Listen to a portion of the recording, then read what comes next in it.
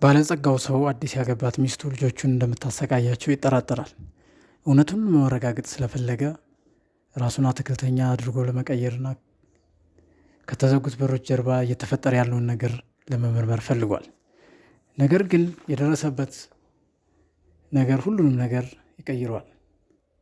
የቤት ሰራተኛዋ የራሷን ስራ አደጋ ላይ ጥላ ልጆቹን ከክፉዋ ሚስቱ ስትጠብቃቸው ያስተውላል። እናም ይህ ታሪክ አስገራሚ ስለሆነ እንድትከታተሉት እንጋብዛለን። ሪቻርድ በመስኮት ሆኖ ወደ ውስጥ ሲመለከት በእጁ የያዘውን የአትክልት መከርከሚያ እጁ ላይ መንቀጥቀጥ ጀመረ። አዲስ ያገባት ሚስቱ ቬኔሳ በማዕድ ቤቱ ቆማለች። ፊቷ በቁጣ ነዷል። የእሱን ልጅ ሊሊን በመስደብ ገፍትታ ከኪችኑ ካቢኔት ጋር እያጋጨቻት ጮኸች። ጠረጴዛው መስተካከል ያለበት ከቁርስ በፊት እንጂ ከቁርስ በኋላ አይደለም። ልጅቷም የኪችኑን ጠርዝ አጥብቃ ያዘች። ልትመልሰው ያልቻለችው ለቅሶ አለቀሰች። ከኋላዋ የ2 ዓመት ወንድሟ ወለሉ ላይ ተቀምጧል። ግራ በመጋባት ሁኔታውን እያየ ነው። ቬኔሳ ጮኸች። ምን ይገትርሻል? አለች። አባታችሁ እንደ አህያ ይለፋል፣ አንቺ ግን ይችን ትንሽ ስራ እንኳን መስራት አልችም። ከአትክልት ስፍራ ኋላ ያደፈጠው ሪቻርድ ለመተንፈስ እያዳገተው ነበር። ለ2 ሳምንቶች ያክል በራሱ መኖሪያ ቤት አትክልተኛ መስሎ ሲሰራ ነበር ያሳለፈው። ለአንድ የቢዝነስ ጉዞ ከከተማ እንደሚወጣ ለቬኔሳ ነገራት።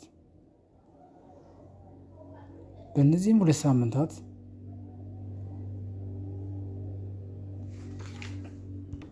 ራሱን ለመቀየርና የቤቱ አትክልተኛ ለመሆኑ ወስኗል። ይህንን ታሪክ እውነተኛ ለማስመሰል የስልክ ጥሪዎችንና የሚመልስለትና እርሱን የሚያስመስል ሰውም ቀጥሯል።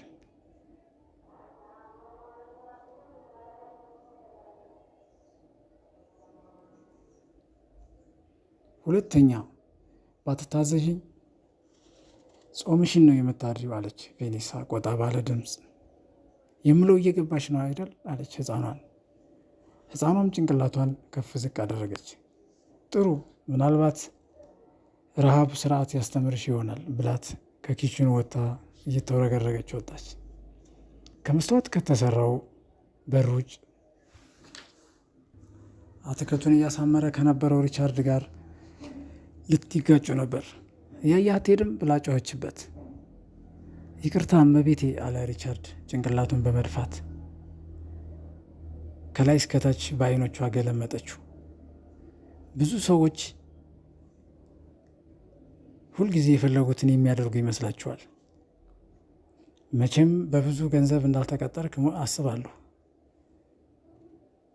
ይህንን ያልተስተካከለ ነገር ተመለከትክ? አለችው ሪቻርድ። አስተካክላለሁ እመቤቴ አለ። ይሻልሃል ብላው በቁጣ ሄደች። ከ2 ሳምንታቶች ቀደም ብሎ በሎስ አንጀለስ በሚገኘው ቢሮ ውስጥ ከጠበቃውና ከጓደኛው ጋር ተቀምጠዋል። ስለሚያደርገው ነገርና ስለ እቅዱ እየነገራቸው ነበር። ጓደኛው ዳንኤል አስጠነቀቀው።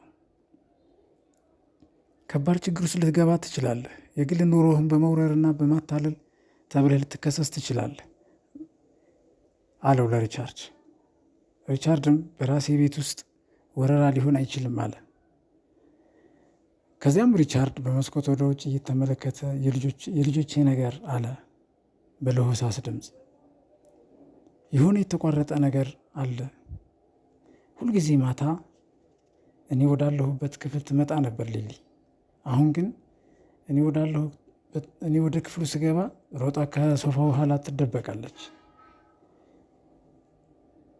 ቬኔሳ በአካባቢው ካለች አትናገርም። አሁን ቬኔሳ ተቀይራለች። የበለጠ ተቆጣጣሪና ተቆጪ ሆናለች።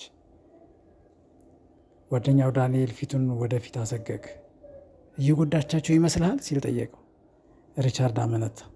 ባለፈው ሳምንት ሊሊ አንዳች ነገር ተናገረች። አባዬ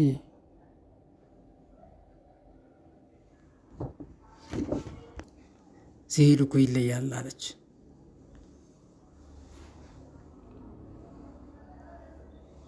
ምን ማለቷ እንደሆነ ስጠይቃት ደንግጣ ግራ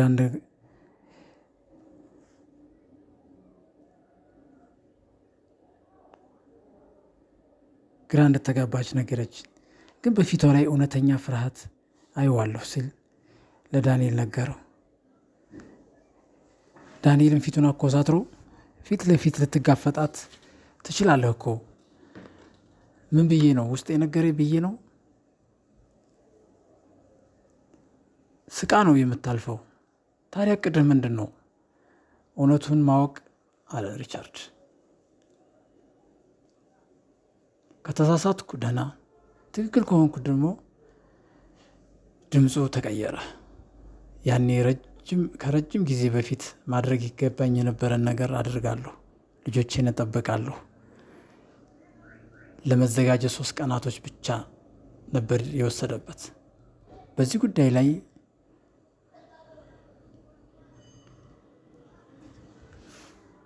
ሊያስመስል የሚችለውን ተዋናይ ቀጠረ።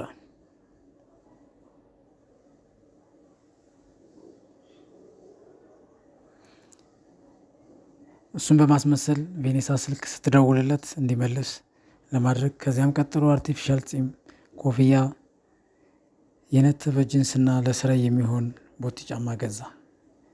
ከዚያ በኋላ ራሱን በመስተዋት ሲመለከት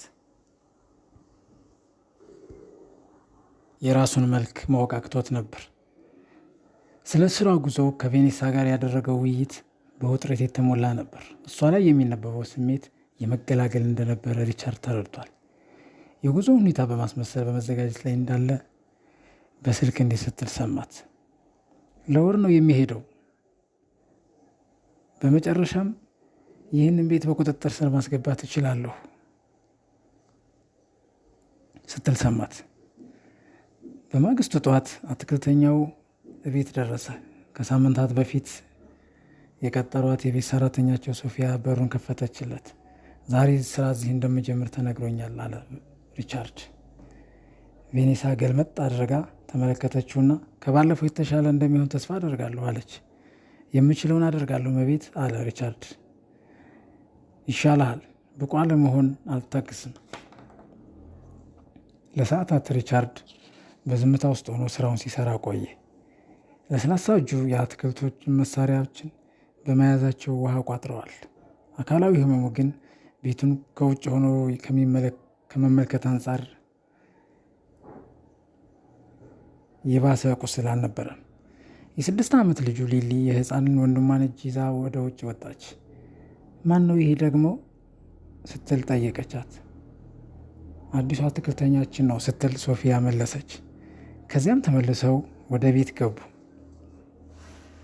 የሊሊ ሳቅ ጨዋታ እንደ ድሮ እንዳልነበረ አስተዋለ። ሪቻርድ ከአትክልት ስፍራ ሆኖ ሁሉንም ነገር ያህል። አንድ ቀን ቬኔሳ ግብዣ አዘጋጅታ 3 ሴቶች በአካባቢው ደረሱ። እሷም ልጆቿን ጠርታ ጓደኞቿንም ሰላም እንዲሏቸው አዘዘች። ሊልም ሴቶቹን አየችና እንደምን ዋላችሁ አለች። ሪቻርድ በአቅራቢያው ያለውን አትክልት እየከረከመ ጥርሱን በኃይል ነክሶ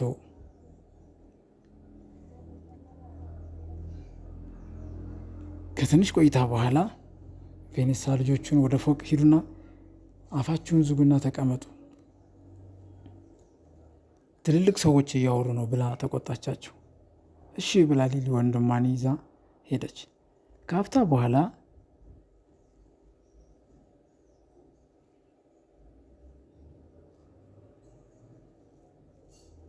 እጇን ልካ የውሃ ብርጭቆ አነሳች። ከዚያም ብርጭቆ ከእጇ አምልጧት ወለሉ ላይ ወደቀ። ወዲያው ክፍሉ ጸጥ አለ። ያረግሽውን ተመልከች የቬኔሳ ድምፅ ተሰማ። ከዚያም ሊሊ ደንግጣ ቆመችና ይቅርታ አለች። ይቅርታ ማለት በቂ አይደለም። እጇን አነሳች። ሪቻርድ ወደፊት አንድ እርምጃ መጣ። ግን ከመንቀሳቀሱ በፊት ሶፊያ በሩ ጋር መጣች። አቁሚ አለች። ቬኔሳ ለሊሊ የላከችው ጥፊ ሶፊያን መታት። በኃይል ነበርና የመታቻት ተንገዳገደች። ጉንጯ ቀላ። ቬኔሳ ቀዘቀዘች። አይኖቿ በንዴት ተጉረጠረጡ። እንዴት ብትደፍሪኝ ነው?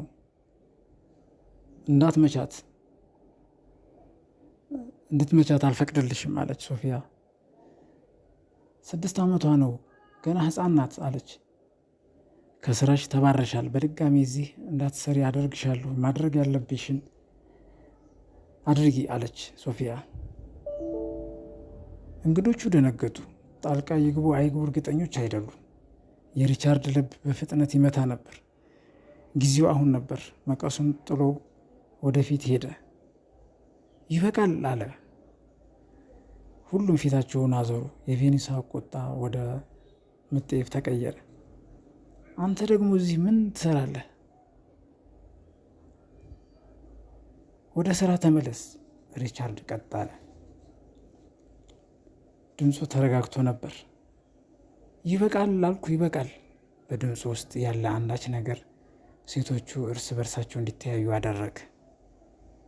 የቬኒሳ በራስ መተማመን ተምታታ። ማንኝ ነው የምትለው? ሪቻርድ ቀና ብሎ የማስክ ፂሙን አነሳው። ሁሉም ሰው መተንፈስ አቆመ ይመስላል።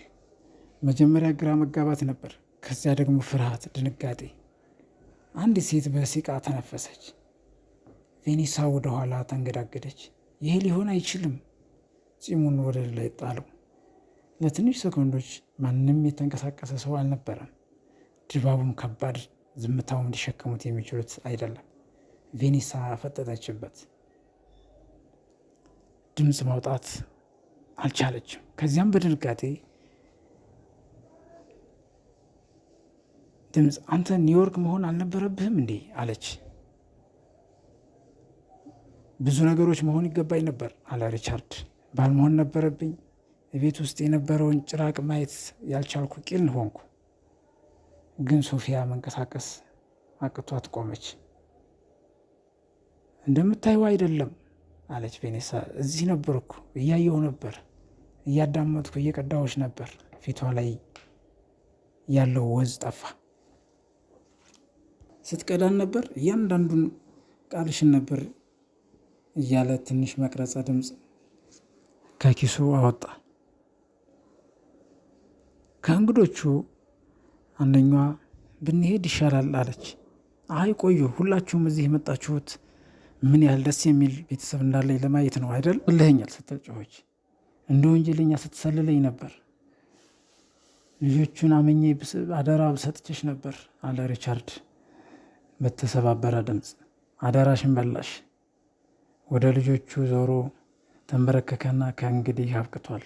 ከዚህ በኋላ ማንም አይጎዳችሁም። የሊሊ ትንሽ እጅ አንገቱ ላይ ተጠመጠሙበት። ትከሻው ላይ ተደፍታ ተንሰቀሰቀች። ሶፊያ መሬቱን ወደ ታች ማየት ጀመረች። አባታቸው ነበርክ ይህን ሁሉ ጊዜ? ሪቻርድ አያት። አዎ፣ እኔ እዚህ በሌለሁ ጊዜ የሚፈጠረውን ነገር ማወቅ ነበረብኝ። ከንፈሯ ተንቀጠቀጠ።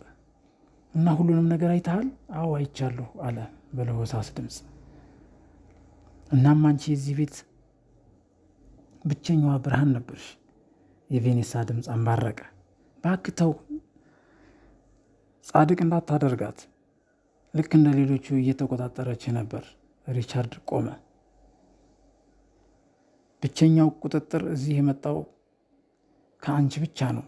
መቅረጸ ድምፁን አጫወተው። የቬኒሳ ድምፅ ክፍሉን ሞላው። አጥፋው አለች ወደፊት እየመጣች። ሪቻርድ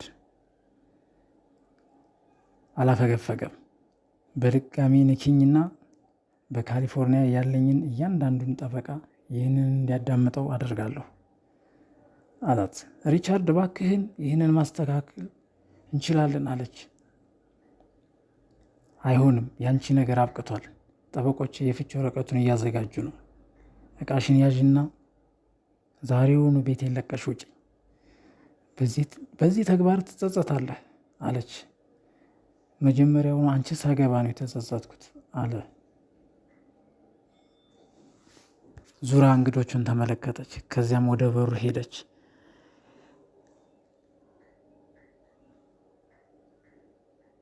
ከዚያም የሊሊ ድምፅ ተሰማ። አባዬ ሄደች አለችው ሪቻርድ። አዎ አለ ሪቻርድ አቅርቦ እያቀፋት። ከዛም ሪቻርድ ሶፊያን እየተመለከተ ልጆቹን አዳንሻቸው አላት። ሶፊያ እሷም ጭንቅላቷን ነቀነቀች። ማንም ሰው የሚያደርገውን ነገር ነው ያደረግኩት አለች። አይ እኔ ያልቻልኩትን ነገር አንቺ አድርገሻል። ለአፍታ አይኖቻቸው ተገናኙ።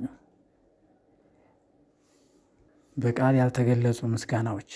መኖሪያ ቤቱ በጸጥታ ተሞልቷል። ከቬኔሳ ጩኸት በተለየ መልኩ ሪቻርድ ልጆቹን ተመለከተ። ፊታቸው ላይ የሚታየው ነገር ፍጹም ሰላማዊ ነበር።